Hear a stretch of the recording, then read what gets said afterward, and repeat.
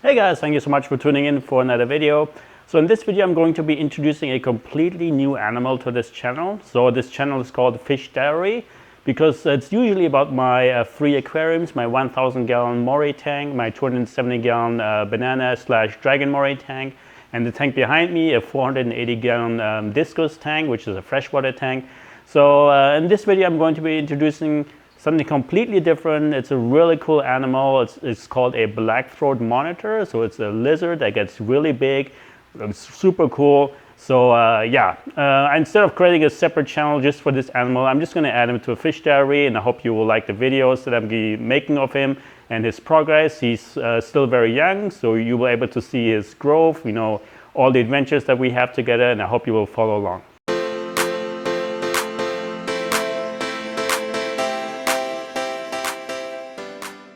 All right, so I'm in the room that I have dedicated for my black-throat monitor, and here you can already see him walking around. So basically what I have here is a Vision V36 cage. So this is a cage that is 6 feet long, 3 feet front to back, and 18 inches tall. I got a really good deal. They usually sell for like $1,400, but I got it for $200 on Marketplace. Those you see often on in pet stores where they stack them on top of each other, and they have snakes in them or any other animal that needs very low profile environment only. So because he is already over 3 feet long, what I do, I basically leave the sides open so he can walk around pretty much whenever he wants to. And otherwise, this would just be way too cramped for him. So he's already outgrown this cage.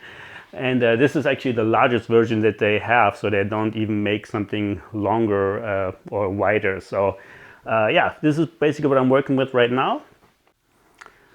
Okay, so I switched from a wide angle lens to now more narrow lens to give you some better close-ups of this guy. So this is a black-throat monitor, a very popular monitor lizard. And I obtained them actually 3 months ago, October of 2024. And we are now in January of 2025. And he's very active. And so for the eventual size, so this is supposed to be a male, which will grow up to 7 feet. So a very large animal. And the reason why I chose black-throat monitor is because for one, they have a very mellow temperament. So I was looking at the Asian water monitors first, and they're a little bit more, rambunctious if you are not careful enough when they grow up and when you don't spend enough time with them getting used to you. And they also need a big pond. So since they're water monitors, and this one lives in Africa, so he only needs, land area, which is really convenient for me. So as you can see, he's now basking in this light, and I'm going to slowly slide the door open. He's already pretty tame. Comes up to me, no problem. Well, he can actually, smell the food that I put in here. So maybe I just feed him now to show you some interaction. So here I have some beef cubes and some tilapia, and I'm not sure if you're aware, but I also have another YouTube channel called Corgi Shenanigans for my 7 corgis. As you can see, you can already smell it, so they have very good sense of smell. But I do try to tongue feed him so that he gets used to me a little bit better. So this is kind of how this looks like. So it's a very, very good eater. When it comes to the types of food, so my corgis, I feed them a raw food diet, meaning I give them a different variety of food, of meats, of fish, of chicken. And I basically give the same food to this guy. So the only difference is for my corgis, I put everything in a meat grinder and make like a meat paste for them. But for him, if I give him like minced meat, he just makes a big mess. So this food, or in this state of processing, this is a lot better for him. So he can swallow it in one go, and it creates no mess at all. He was still used to feeding on rats, on frozen rats when I got him. And I still have some in the freezer because I really wanted to stop feeding that to him, and give something else that is not an animal like that. I know that this is kind of what you have to do for these types of animals or snakes, but you can also feed other stuff. You don't have to feed a full rat. The advantage feeding rats is that it's a full prey animal, so that's all the organs, the fur, the bones, everything. So you barely need to supplement anything on top of that. So by feeding this, I have to supplement calcium, vitamins, and stuff like that. So, but yeah, you can see very very good eater. Very very friendly. That was really the main reason why I got him. So I was looking at a reptile for a while, and my first choice were the sulcata tortoises. Huge tortoises, nice and big. But the problem with those is, whenever I see videos of them in the backyard, it all looks like completely destroyed. Like all the vegetation is gone. It just looks like dirt, and they're just very destructive animals. So they're very heavy. They also live over 100 years, so it's going to be hard for me to find somebody to trust them, when I'm no longer around. So Blackford monitors live anywhere from 15 to 25 years. Really also depends on how you take care of them. And so also I wanted a pet that can interact with more. So tortoises can learn their names, and when you call them, they come to you. But this is an animal here, this monitor lizard, I can actually hold, walk on a leash.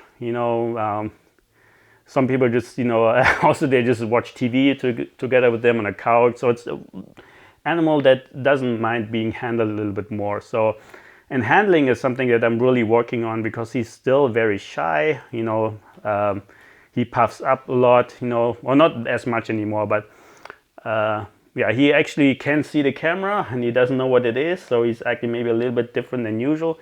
But as long as I have food, he's going to be happy. But yeah, interaction is very important for me, that I build trust, that I can, hold him, that I can carry him to the outside, where I'm building an outside enclosure. This is going to be another video. And because I have 7 dogs, 7 corgis, I also want him to get used to them, so there's not going to be any catastrophic event of him hurting any of them. The 3 main weapons, I guess, that this animal has. For one is his tail. He can whip you really hard. It's like rebar. Second one is his long nails, and the third is his bite. So when I first got him, he was very stressed out, and he basically whipped his tail a couple of times. He never got me, but this is pretty much the only way he tried to defend himself. He never tried to bite me. And his nails, he never intentionally tries to scratch you, but his nails are just very sharp, right? So when I try to hold him and he tries to get away because he's not used to me, that can cause some scratches on my skin and even some bleeding. So but I do try to hold him every day. Spend at least 10 minutes of body contact with him, not just being in here talking to him, but also really holding him.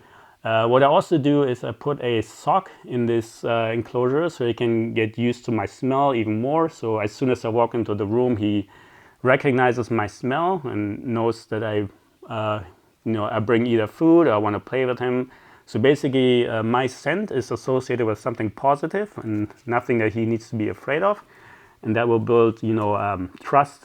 And over time, he's going to be basically another puppy dog, just different types of puppy. So if everything goes well, so I'm very, very cautious, very careful. The dogs are never in here, never take any chances. And right now he's making himself nice and flat to be under the basking lamp. So that's also very important. He will need multiple lamps when he gets to full grown, basically a lamp every 20 inches maybe. So we need to have a long row of them. And so he looks very happy now. This is usually what happens after I feed him. He goes into his basking light because he cannot produce his own body temperature. He needs an external heat source to digest his food. Otherwise he won't be able to digest it. And I also make sure, because of that, that I feed him early during the day, before, like many hours before these lights go off, so that he has plenty of time to digest the food.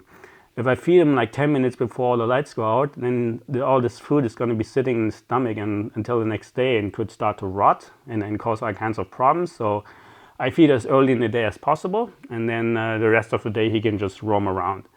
If he's too wild, too hyper, then I feed him, because I know that he will then go in here to, rest. So I can close this cage and do some work in his room, some cleaning. But yeah, usually that is my routine, to feed him really early. And even though he's from the desert, he does need a nice big water source. He does drink water. He needs water, and he needs humidity for shedding. So yeah, these are some of the needs of this animal. So as I mentioned earlier, so this animal gets very large. So this is supposed to be a male, and he's supposed to grow up to 7 feet. So when I bought him off the website Morph Market. I purposely bought him already bigger. I think it was advertised as 40 inches. He was actually smaller, and he was advertised as a male. So I hope he is a male. And the reason I wanted something bigger is the really small ones, the hatchlings, they're just so much more prone to passing on you. So because this is my first monitor, I wanted an animal that's already well established. Everybody says online, do not buy a Blackthroat monitor as your first monitor. But usually, people get into animals when they're, young, maybe in their 20s, and getting started in life, and I'm already well established in life. I can give this animal what it needs. I can dedicate this whole room for him, which I probably have to do. But I'll talk about that in a bit when it comes to indoor enclosure. But yeah, so right now, because it's January of 2025, I'm building an outdoor enclosure for him for this summer. And that is an enclosure that is basically a big dog cage that is then enriched with all kinds of plants. So I'm going to have a separate video for that. It's running all on the side of the house, and this is where he will be all summer long in Southern California. It's nice and warm, and he can even be there overnight, because I have a heated dog house for him, a cat house actually, that I will make a separate video on. But yeah, so when it's summertime and he's outside, then I have to start thinking about what do I do for the indoor enclosure. So because right now, as you can see, and as you saw in the intro shots, that this room is probably 10 feet long and is 8 feet front to back. But I don't think I can turn this entire room into a terrarium kind of thing, because these animals are so strong they can actually put holes into this these drywalls. So I do need to secure this. So I'm thinking about putting just a big greenhouse in here actually, and one that is pretty much the whole length of this room, up to 6 feet front to back, and then tall, and then you can put all kinds of enrichment in there. And I can still leave the door open of the greenhouse so he can walk around, but I'm trying to create an area just for him, so where he does not have to worry about getting in contact with me or the dogs, something that is this whole area, but just for him. Nobody can go in or shouldn't go in. And that will also make it easier for me to keep things clean, because one of the big issues that you have with an animal like this is when they poop, it's a huge mess, because they poop and pee from the same opening. And so I kind of potty trained him to go under there and under this furniture. That's why I have these puppy pads, and it works actually pretty well. But what they do is, let's say he's sitting here and he starts to shoot out all this poop. It reaches all the way there. It's like, a forceful poop.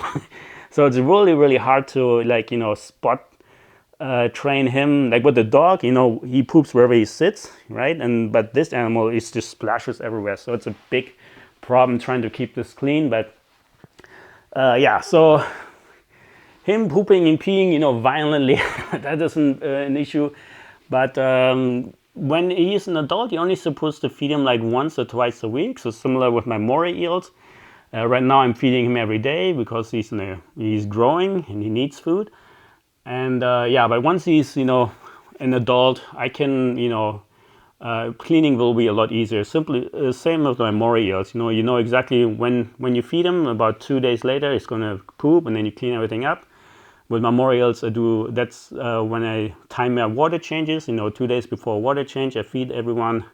They poop in the water, and then it's water change day, and that's how I keep everything clean. So yeah, I have to just create a routine for this guy so that he's nice and happy. He's observing me very well. Whenever you see, his tongue not flicking, that's when he's basically thinking, observing, and maybe on alert a little bit, and also his eyes. So they're very, very good at communicating their emotions. So usually signs of stress are when he arches his back like a cat, when he makes his throat big, when he hisses, and then when he curls his tail to get into position to whip me. So if I see any of that, then I back off. So I just need to learn to read his emotions, which is really easy, the things that I just described, and then I have to respect that and act accordingly and give him his space. Because once this animal is 7 feet and weighs 60 pounds, if I ever get whipped by a tail, or if the dogs get whipped by his tail, that could crush their skull. So that's a catastrophic injury that you can't even fix that. So yeah, I'm working on that. Like I said earlier, my very first monitor, I like to start with something big, and I think I have the means to support this animal. And life is good, fortunately, so I'm blessed to be able to say that. And yeah, so for one thing I wanted to mention, so there are a lot of support groups, of course, Facebook groups where you can get some information. Unfortunately, it's a little bit hard to get constructive criticism, because the people will assume, hey, this is your first reptile of this type, and you chose one of the largest already. You don't know what you're doing. Like there's a lot of negativity, unfortunately. So I decided to leave these Facebook groups and basically just Google everything. And so far, I think all the information that I was able to obtain, I can get easily. And if I have to talk to somebody, I just go to a pet store where they sell reptiles, and they usually able to provide good advice, because I'm a customer. They have to be friendly and supportive. They're not just some internet hater. So usually you get good advice. So yeah, for future videos, like I said, I'm going to be filming the building of his outdoor enclosure.